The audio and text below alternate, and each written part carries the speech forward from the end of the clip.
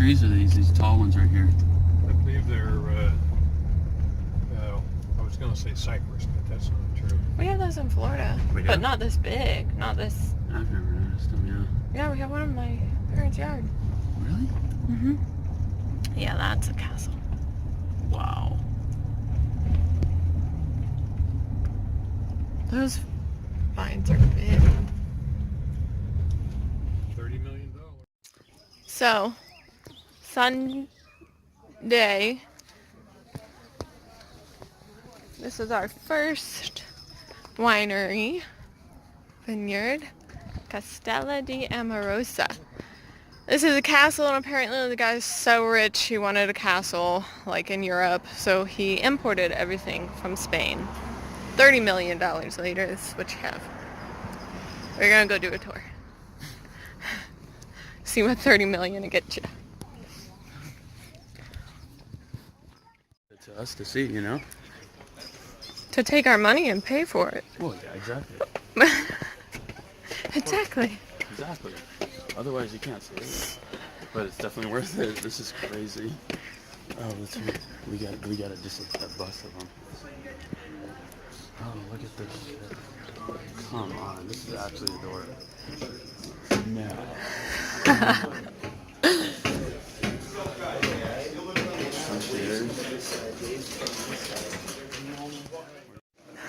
Too long ago, you're in the Bay Area.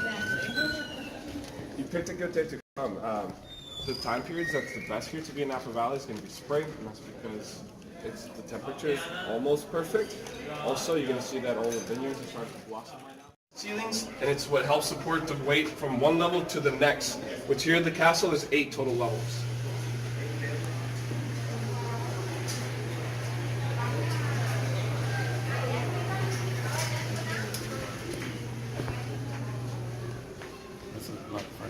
Yeah. Oh. Oh.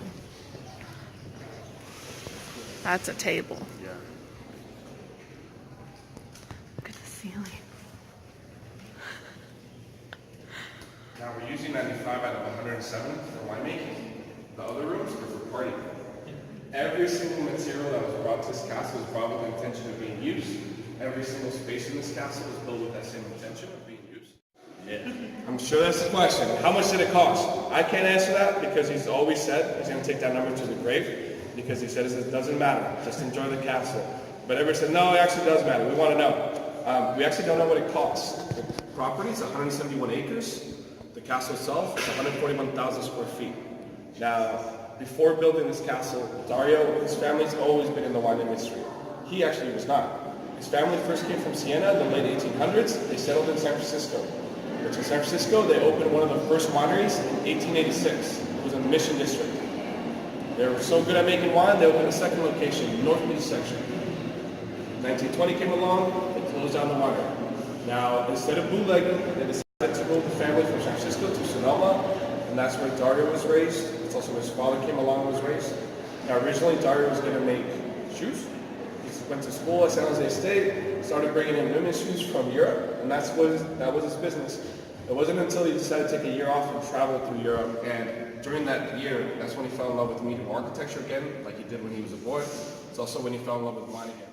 It's only one time of the year that we're actually making wine, and that's during harvest, which, if you want to be here for harvest, the best time, mid-September.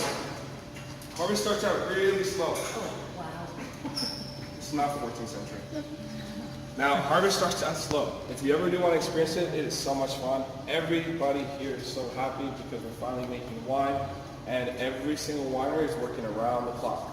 On this property, there's only 31 acres of vineyards. The rest of our grapes come from everywhere else in the state of California. Now, we go all the way south to Temecula, between LA and San Diego, all the way north to Anderson Valley, which is the north coast. Just a few hours long, going up and down the highway because they're bringing in grapes, or they're leaving to pick some up. Now, when the grapes first come here, we put them through a machine called the destemmer. The machine separates grapes from stems. The grapes that we're going to use for white wines, whether they're red or white, we put them through this machine here. It's called a bladder press. Now, we use that press because what it's going to do is going to separate juice from skins and seeds. Now, white wines can be made from red and white grapes, and that's because when we ferment, we're not fermenting with the skin on. The only white wine that has skin contact is rosé, and it's actually getting the color from the skin. Now, for your red wines, you do ferment with skin contact, and that's because every single thing that you're looking at, smelling and tasting in red wine, it all comes from the skin. This is like a disgusting. There's a 13th century leaf that they live in Solera. Oh.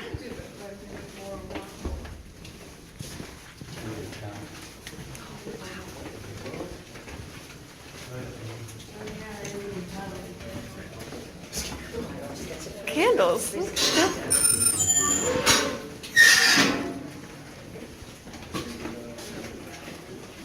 It is so cold down here.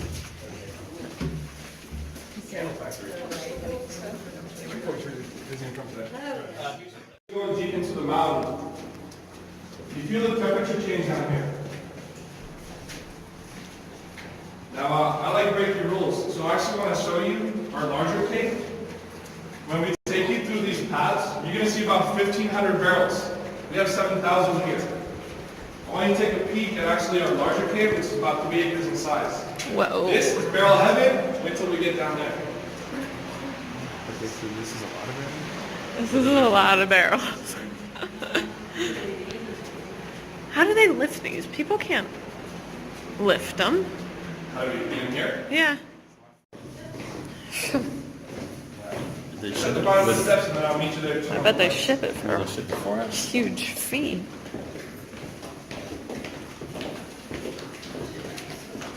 This is a big cave.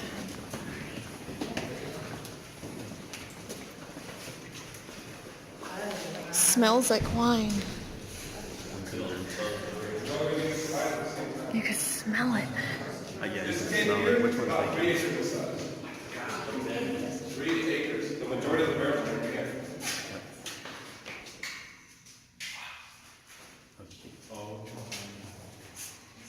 This is where the jet's resting. Wine is so delicate, you have to rest it. This cave in here, there's 2 caves that took the longest out of the whole building. There's one that took 2 years, this one took the other 2 years. The rest of the tunnels, that one took 1 year. It was the bigger caves that took the longest.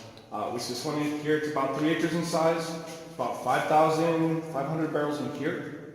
Now, Dario does still own Vi Sattui.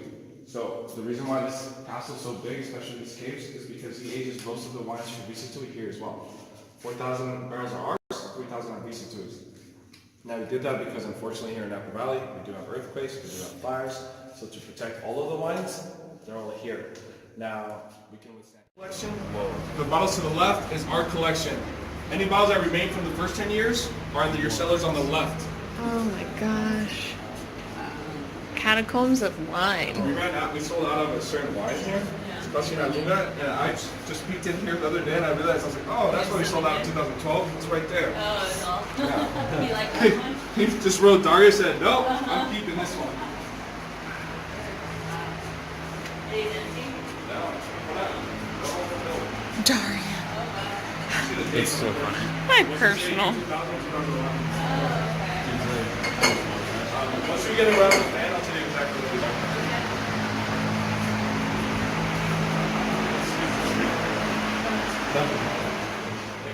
You have a castle, you gotta protect it. Eh? Eh?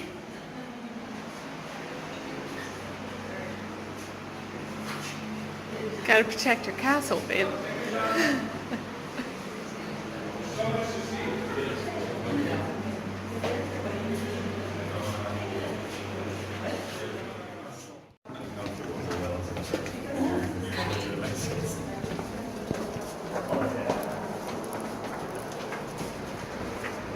Oh, yes.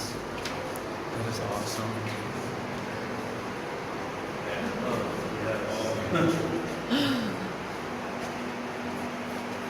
That's nice.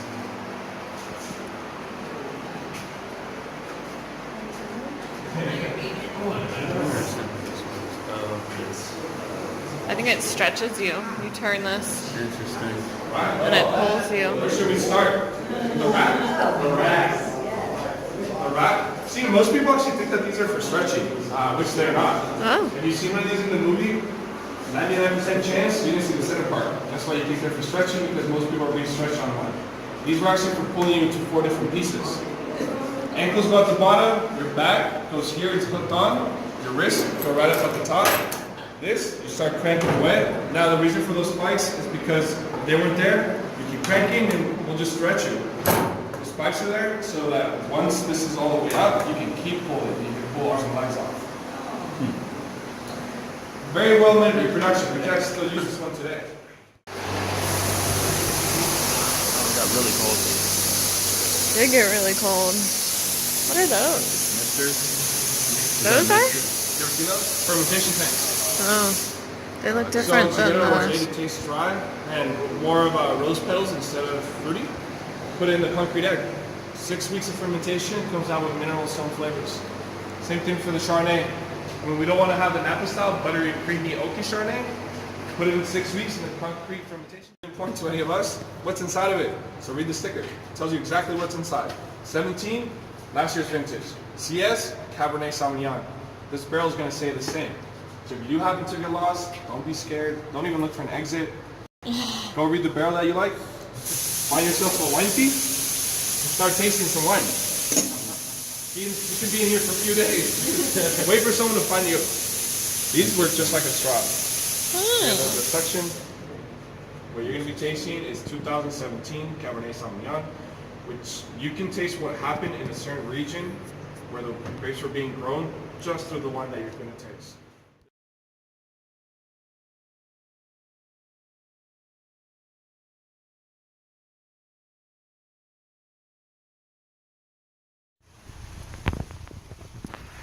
Second wine stop today We have, what time does it start? is Dariosh. Let me go to the bathroom. Me too. This one is the second top rated winery out of all 500 and whatever there are. So we'll see how it is. Our favorite is still the Jarvis we Cave, still right? like the caves. The caves.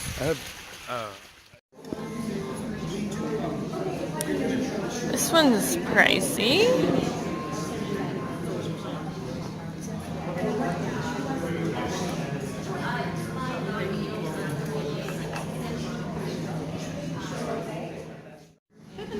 Which one is this? That one is the Shiraz. Alright, here we go. Show us how you drink wine. Every time. So Do you even taste it? Nope. Every time. Wine is not meant to You're be the tasted. first one done every time. Can I call him? No, we have to check out. Oh, we have to check out. They did. All this is new landscape. These palm trees all burned in the fire. So did the mountain, Hold on, hold on. All burned. but the building didn't. Did you get that? All burned.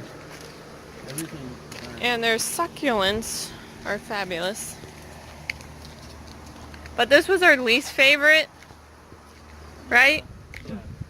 By far, least favorite. This is Dariosh. And it is our least favorite. I hope their shit burned. Those trees did too, you can tell. I hope their fucking shit burned. Actually, here, I'll just show you guys real quick. So we're at our third winery today. This is Vi Sattui. Oh, yeah, this is the third one. Alright guys, so this is where we crush all of our grapes. It's not that exciting right now, but it will be August through November. And basically this is just for white grapes. So we dump them in by half ton and it crushes them. So it's like a balloon mechanism. It opens up inside, it crushes all the grape juice. We have hoses connected to here and it shoots them over right to our fermentation tanks inside with a big red. Okay. When it comes to red wine, we have a little bit different. My first week here, I stood on this end. So there's two girls right here. There's one guy at the top who opens wine boxes and like dumps the glasses on, and then there's a manager who like walks around and makes sure that like the machine's running properly. 80 bottles This is definitely a minute. not. Yeah, It is that what you smells- said? It smells older Yeah, in 80 here. bottles per minute. It smells This terrible. machine costs close to $1 million. That From Italy. machine? Yeah, this machine right here. So it's kind of hard to see. Okay, right how now. much you sell your bottle of wine for? You're gonna say, how many? What's the return on that? Has it paid for itself? Definitely, yeah. So Dario Sattui is definitely over a billionaire. He owns this winery in Castello. So Yeah. So these are our fermentation tanks. Sorry that you guys can't see most of it because we have wine stacked. So after we shoot the juice over here, it takes about a week to 2 weeks of fermentation, and we like to keep that at a high degree, about 80 degrees. And then we add a little microorganism called yeast. So then we introduce that to the tank, and what yeast does is it eats the sugars and turns them into alcohol. Yay, yeast. The best Yay, thing it yeast. does. Yeah, so after that, we let it sit for a little bit longer. To knock the yeast out, to put it to sleep, is we drop the tank down to about 29 degrees. So the yeast falls down to the bottom. We do what is called a rack and return. We hook up a hose to the fermentation tank. We suck all the wine out and pump it over to the bottling line. And then after all the yeast settles to the bottom, we either sell the yeast to bakeries or other wineries that can use it, but we don't reuse our yeast again. What do they use the yeast for? They can use it to make like lower grade of wine, but So they do reuse Like it. Shutter yeah, Home. yeah, exactly. I'm not sure if we do sell it to them, but Or wink, or Trader wink, Joe's. winking Trader owl. Joe's. Or winking owl. and then so we have our barrels too. So the barrel aging $3 process wine. is very important. So we barrel age for about a year to 2 years for our reds, and all of our whites are actually aged in stainless steel. The reason that we age in the French oak is for the flavor, and French oak has a tight grain composition, and overall the barrel cycle of the French oak lasts about 4 years, and other ones about 2 to 3. So we really get. Do you reuse yours at all? We do. So after the barrel aging cycle, after 4 years, we sell them to breweries. It's like a hint of wine's really popular right now. So In beer? yeah. Interesting. So people have been using that, yeah. And if you guys want to walk back here, we can see if one's going through the cold stabilization. So like the ice on the side of Who started it, right? the who started in 1885. Whose grandfather started this. Okay, Yeah. 1885. That's pretty sweet. And then the family money just kept on running. Kept on rolling in. Yeah.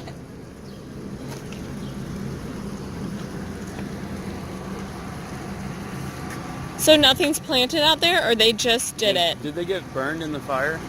No, so we had Zinfandel that was growing out there, but we just wanted to plant some more Cabernet. So there's nothing wrong with the Zin. We just wanted to replant. Gotcha. Alright, I have a question before I forget. Yeah. What is the windmill looking thing for? Okay, so basically like in winter, or like when the grapes first start growing, we turn that on to keep the heat down. That's what I So thought. they don't freeze. Yeah, Okay, so the cool. grapes don't freeze. Oh, But okay. I'll walk you guys out here and I'll talk to you guys a little bit about how the plants are right now. What? You were close. Yeah, you thought that was it. I thought. Look at you little wine connoisseurs. Yeah. Who knew this one? Oh, they have parties out here? Yeah, so there's only 5 wineries that got grandfathered in after the prohibition, and Vi Sattui is one of them, to have weddings, serve food and stuff like that. How much is it to rent it out for a wedding? About $15,000. So this summer we have 80 weddings going on, so that's one every single day until September. Wow. Yeah, okay, so this is Victoria's. On this property we grow Cabernet, Zinfandel, Petit Verdot, and Alicante Bouschet. Have you guys ever heard of Alicante Bouschet before? No. So basically it's a varietal of grape that was created by a mad French scientist back in the 60s, and he was obsessed with the idea of getting a red grape with red juice. So he kind of genetically engineered it himself, and basically the berry tastes really good until you put fermentation on it, and then it loses its flavor. So we just use it for color. So we add it to some of our Cabernet, some of our red blends, and Zinfandels. So it's actually a red that produces a red. Yeah, exactly. So a red that gives us off a really good color. And if you guys want to step over, ready about June, July, you'll this start. year? Yeah, start seeing them come out. That's soon. So what kind is this again? This is Alicante Bouschet. Okay. Ah, okay. Yeah, so this is the rare one that the French Yeah. scientist he did himself. So actually, the trunks down here, these are about 25 to 30 years old on this property. Yeah. So once you get past 30 years, that's called an old vine, and then to get to an ancient vine, that's 75 to 100 years old. I saw some the other day that were like that big. Big trunks, yeah, Yes. they're probably 75 years old. And the wine, if you guys ever get the chance to try ancient vines Zinfandel, it is fantastic. Ancient vines and Yeah, I believe we have some here, but we don't always have them open. But you guys should. It's one of my favorites. I'm gonna ask for a. Let the vine go. About 50 years, and it all depends. So actually what the rose bushes are at the end of the vine, they're actually like a canary in the coal mine. So the roses are susceptible to the same diseases that the vines are. So once you see those going down, you know that you're gonna have to start testing your soils a little bit more and seeing what's going on. That's why we saw them They're at everywhere. everywhere. Roses in front of all the. Okay. Mhm. Yeah. So they're like very important in the wine industry. So back in the late 1800s, so Vittorio, the V and Vi Sattui, he started Vi Sattui in San Francisco. So him and his wife were Italian immigrants, and they decided to take the scenic route. So they landed right in San Francisco, in Little Italy. So they started their winery at the Bryan Avenue place, and so the guy, Vittorio, he's the man in the middle with the hat, and his wife is this lovely lady right here in the back. She was a seamstress, and he was a bread maker and a winemaker. And she always told her husband, you know, your bread's okay, but your wine's amazing, so you should just make the wine. So he quit doing the bread thing completely, and they just had the wine. And so they used to come up here by horse and buggy, as you guys can see in this picture, all the way up to St. Helena to get their grapes. It was a 2-day excursion, and they'd come up here, get their grapes, and then they'd go back down to San Francisco and make their wine. Everything was going good, so they decided to open up another location. Then in 1919, the prohibition hit, so he had about 2 years to get his stuff together. So he didn't want his wine barrels bashed in the middle of the road, didn't want to sell it illegally, so basically what he did was he hid it. He ordered big oak neutral vats, poured all of his wine inside and topped it off with brandy, hid it behind the false walls. He's like, Americans love their booze, this won't last long. Well, it lasted 13 and a half years. So after the prohibition was over, Victoria and his wife were super older in their 80s and well into their 90s. They didn't have the energy to bring up the winery again. Their kids weren't very interested. Everybody moved away to the Marin and up in Napa. And along came Dario Sattui, his great-grandson. He was interested in starting over the family business again, so he did all the right things. He graduated high school. He went to college. He traveled all around Europe. He went to the island of Madeira and learned a bunch of different tricks. Went to Portugal, learned a lot about port. So then he came back, and he was back in California. He's ready to start. So then he called down to the old location, and they're like, "Oh, do you guys have any like family heirlooms, photos, knickknacks?" And they're like, "Yeah, we have some for you. We need you to come down here." So they brought him down there. It's actually a daycare now. And they're like, "We knocked down this wall, and we found these big wine barrels. Like, I'm sure the alcohol inside is rotten. We'll sell them back to you for dirt cheap if you just get it off my property."